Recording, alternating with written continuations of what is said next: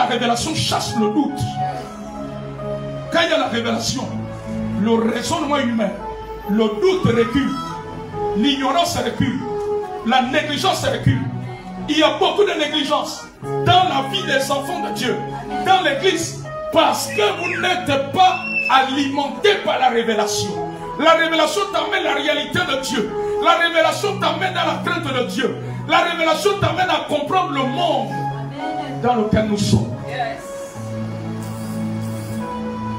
Alors, c'est comme ça que la révélation de ce texte, Marc 11, versets 25, 22 à 24, a commencé à agir en lui.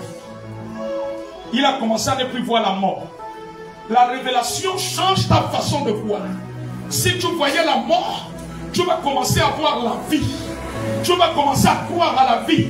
Tu vas commencer à voir le meilleur. Tu vas commencer à voir la montagne se déplacer. La révélation change notre façon de voir.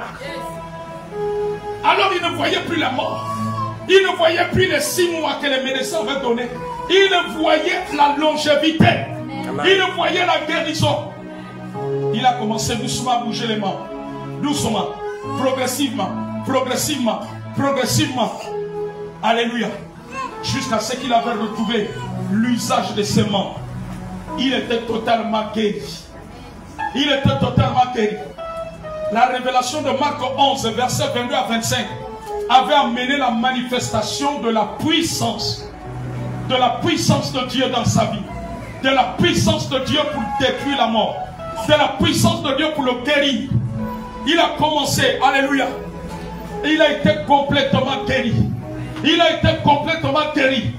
Et, alléluia, il a grandi jusqu'à la vieillesse. Amen, amen, amen. Amen.